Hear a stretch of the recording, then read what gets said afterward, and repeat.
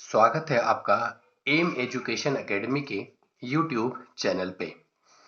अभी तक हमारे द्वारा उत्तराखंड और यूकेपीएससी जेईई के लिए अंग्रेजी की कक्षाएं और प्राचीन भारत की कक्षाएं प्रारंभ की गई हैं और उत्तराखंड के आगामी एग्जामों के लिए अब यहाँ पे आज से हम मध्यकालीन इतिहास की श्रृंखला शुरू करने जा रहे हैं।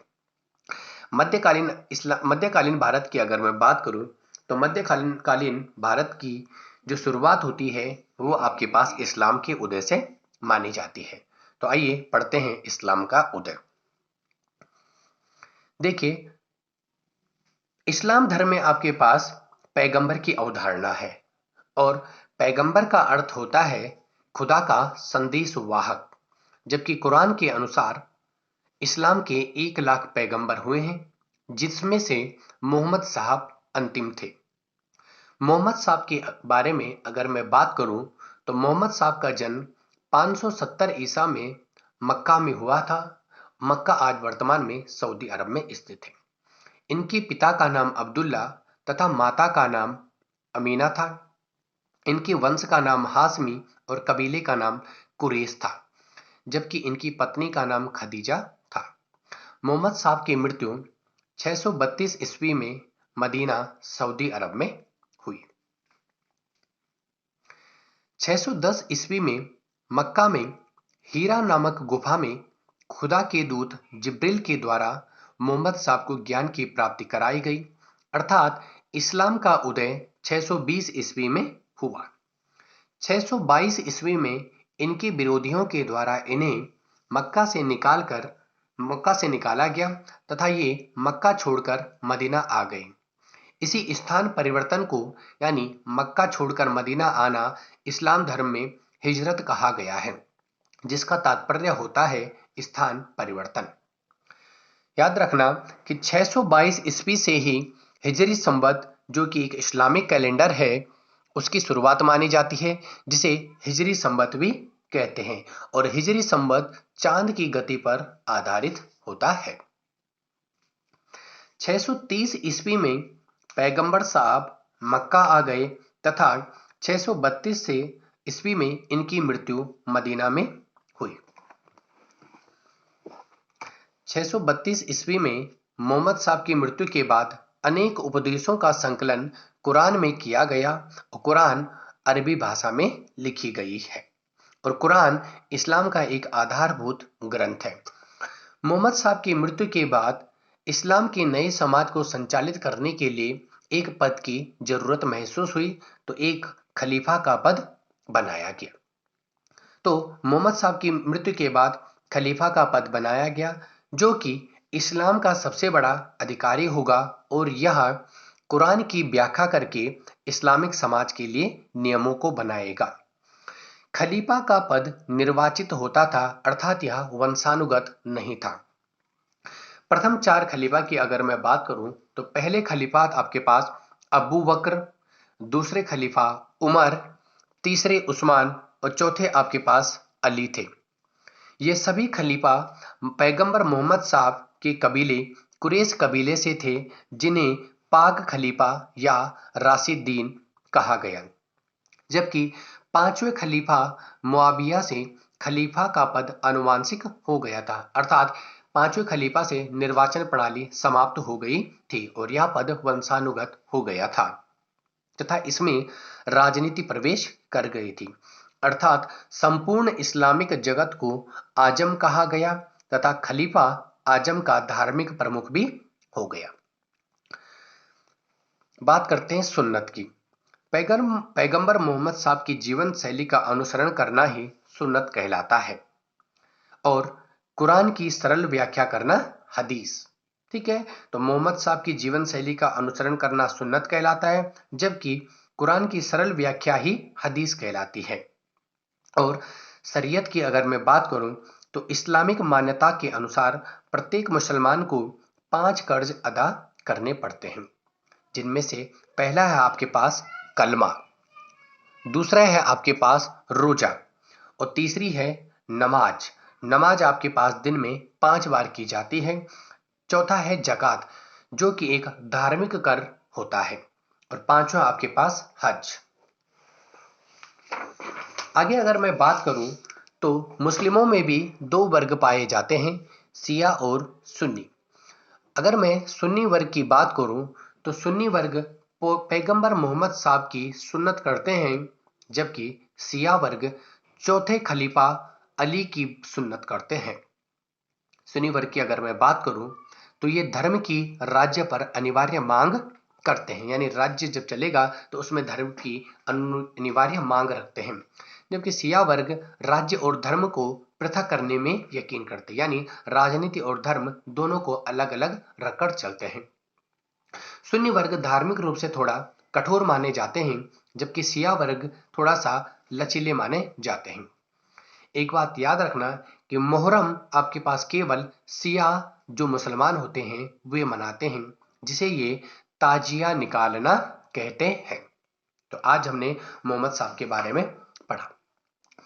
आगे बढ़ते हैं भारत पर अरबों के आक्रमण के बारे में। देखिए, भारत पर अरबों का आक्रमण 712 ईस्वी में हुआ और अरबी साहित्य में सिंध के लिए सोपीर शब्द का प्रयोग किया है, जो जंगली गधों के लिए प्रसिद्ध था। देखिए, जब हर्ष की मृत्यु हो गई तो सम्राट हर्ष की मृत्यु के बाद आपके पास सिंध में राय वंश स्थापित हुआ, और राय वंश जब स्थापित हुआ तो उसका एक ब्राह्मण मंत्री था जिसका नाम था चच। तो चच के द्वारा राय वंश के राज साहसी की हत्या की गई, और उसके जो ब्राह्मण मंत्री चच था उसके बाद वह खुद गद्दी पर बैठ गया और उसने चच वंश की स्थापना कर दी।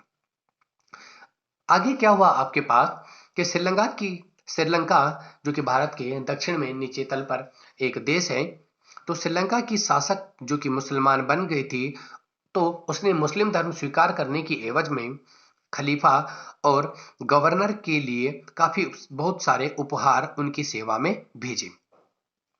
खलीफा अल-वलीद और इराक के गवर्नर हज्जाज की सेवा में। तो यह एक समुद्री यान अरब सागर के रास्ते आगे बढ़कर इराक जा रहा था, जिसे सिंध के देबुल नामक बंदरगाह पर समुद्री लुटेरों ने लूट लिया। अब जब यह खबर इराक के गवर्नर के पास पहुंची कि श्रीलंका की शासिका के द्वारा हमारे लिए उपहार स्वरूप एक जलयान में बहुमूल्य आभूषण भेजे जा रहे हैं, और जलयान के न पहुंचने पर जब उन्होंने पता करवाया तो पता चला कि यह सिंध के देबुल नामक बंदरगाह के आसपास कहीं खो गया है।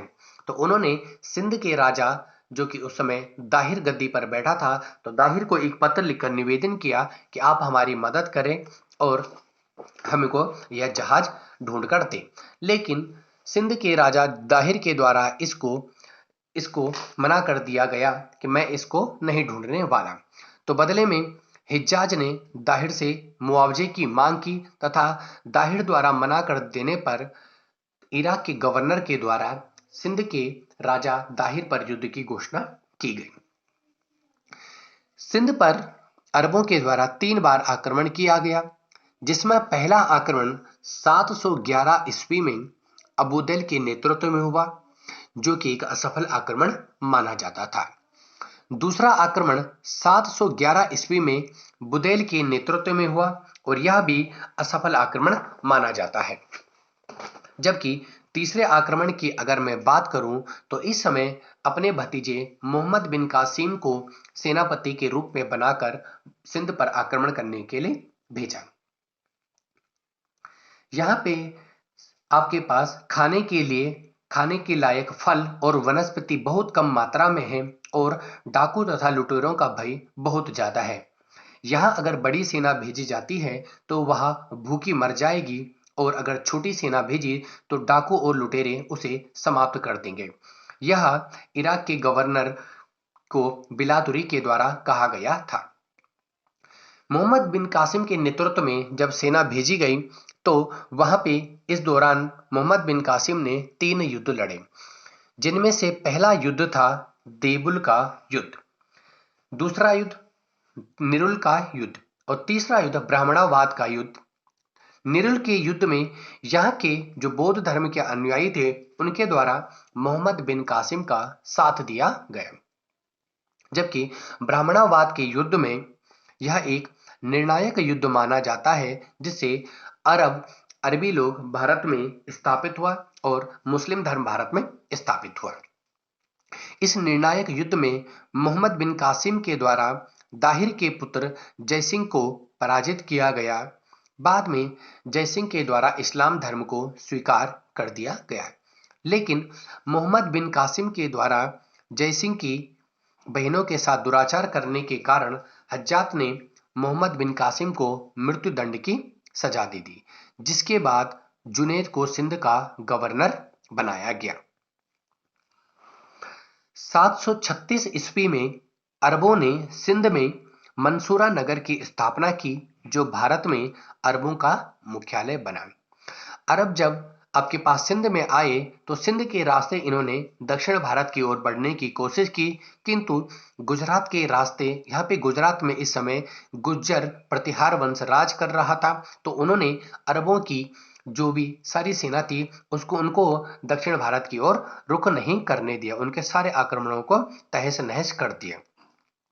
गुर्जर प्रतिहार वंश के शासकों ने जब सभी आक्रमणों को विफल किया, तो इसी उपलक्ष्य में गुर्जर प्रतिहार गुजरात के शासकों ने अविनाजाश्रय की उपाधि ली। और याद रखना, मोहम्मद बिन कासिम पहला ऐसा शासक था, पहला ऐसा गवर्नर था जिसके द्वारा भारत में सर्वप्रथम जजिया कर लगाया गया। बाद में मध्यकालीन इतिहास में तुगलक वंश में फिरोज शाह तुगलक के द्वारा जजिया कर लगाया गया, जिसमें इसने ब्राह्मणों पर भी यह कर लगाया। लेकिन अगर मैं बात करूं मोहम्मद बिन तुगलक की, तो इसने यह कर ब्राह्मणों पर नहीं लगाया था। देखिए, जब अरबों ने सिंध पर कब्जा कर दिया तो इससे क्या क्या भारत में प्रभाव पड़े। तो इसका यह प्रभाव पड़ा कि मुस्लिम जो संस्कृति थी वो एक विजेता के रूप में भारत में प्रवेश कर गई, और जिससे कि भारत और अरब के बीच सांस्कृतिक आदान प्रदान हुई। भारतीय लोग जो कि अभी तक हाथियों का ज्यादा इस्तेमाल करते थे, उन्होंने ऊंटों की भारतीय सेना में घोड़े और ऊंटों की मांग बढ़ गई, जबकि भारत में ऊंटों की नस्ल में भी सुधार आया और भारतीय सेना में हाथियों की जगह पर अरबी घोड़ों की मांग बढ़ गई। इसी समय अबू बसर नामक एक अरबी विद्वान भारत आया था, जिसने यहां से ज्योतिष की शिक्षा ली। अरबों के आक्रमण की जानकारी हमें चचनामा नामक पुस्तक से मिलती है, जिसके लेखक के बारे में कोई जानकारी प्राप्त नहीं है। यह पुस्तक मूल रूप से अरबी भाषा में लिखी गई है तथा अल-कुकी नामक विद्वान ने इसका फारसी भाषा में अनुवाद किया। तो इस तरीके से हमने आज इस्लाम का उदय और सिंध पर अरबों के आक्रमण के बारे में पढ़ा। ठीक है, आगे इसके बाद हम नेक्स्ट आगे पढ़ेंगे तुर्क आक्रमण के बारे में। तो तब तक के लिए आज के लिए इतना ही, मिलते एक नई क्लास के लिए। अगर आपको वीडियो अच्छा लगे तो सब्सक्राइब और लाइक करना न भूलें। Thank you so much.